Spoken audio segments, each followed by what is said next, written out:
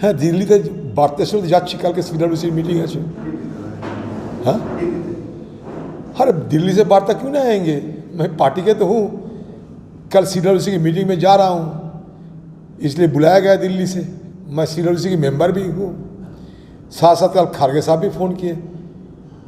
ये मेरे साथ मेरे पार्टी की कोई दूर नहीं बनी। ये जो अफवाह फैला जा रहे हैं ये बेकार बातें हैं। ये अनाप शनाप क्या बोलते हैं मुझे पता नहीं। कल खारगे साहब ने खुद फ़ोन किया था। आज मैं दिल्ली जा रहा हूँ। कल दिल्ली वालों को कह दीजिए कि हमारे सीडब्ल्यूसी की मीटिंग में मैं शामिल हो रहा हूँ।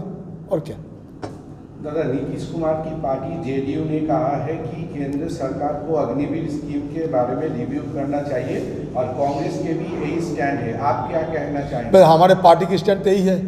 राहुल गांधी जी शुरू के दिन से इस मुद्दे पर लड़ रहे हैं, आज से नहीं। जिस दिन अग्निवीर ये जो मतलब स्कीम चालू हुई है उसी दिन से राहुल गांधी इनके तो विरोध में लगे हुए हैं।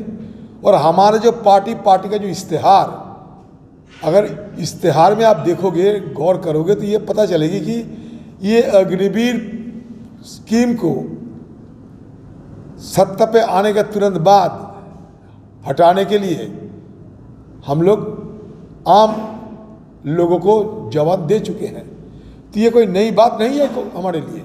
ये तो हमारे पार्टी की बराबर की स्टैंड है। कोई नई स्टैंड लेने की कोई जरूरत है ही नहीं। ये हमारे पार्टी के मैनिफेस्टो में लिखा हुआ है।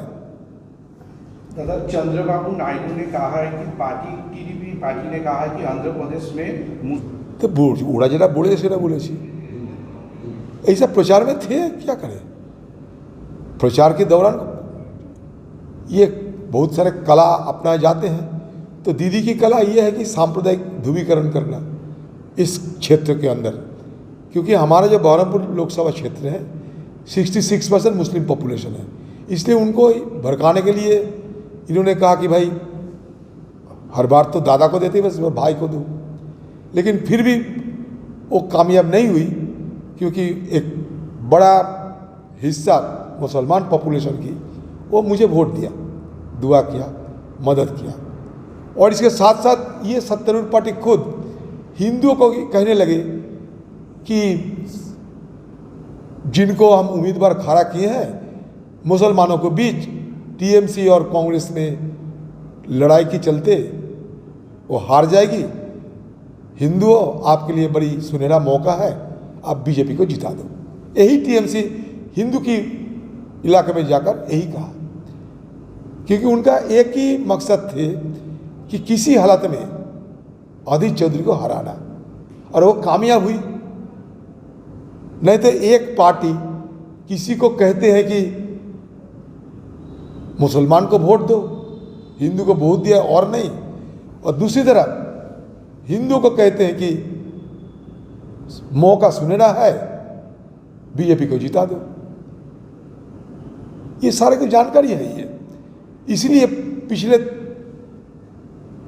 चुनाव की मुकाबला इस चुनाव में, पिछले चुनाव की तुलना में इस चुनाव में बीजेपी पार्टी की 2.5 गुना वोट इजाफा हुई है। और इसी के चलते मैं हार भी गए हैं। अगर पिछले जैसे हिंदुओं की वोट मेरे पास रहते तो मैं नहीं हारते। तो बस दीदी की खेल जीत गई, दीदी की जो कला सफल हो गई, और मैं क्या कह सकता है। फिर भी मैं तो हारी, और हार को मैं स्वीकार किया। और मैं, हमारे जो उम्मीदवार जीते हैं यूसुफ पठान जी, उनके लिए मेरा शुभकामना है। वो आगे बढ़ते रहे, लोगों को सेवा करे, बस। और क्या, मैं खुले तौर पर कितने बार कहते रहूँ, बताइए आप लोग। बार बार एक ही सवाल मुझे ना पूछे तो बेहतर है। কলকাতা বা হায়দ্রাবাদে নয়, এখন নার্সিং পড়ুন আপনার এলাকায়। ভগবান গোলা নার্সিং ইনস্টিটিউট।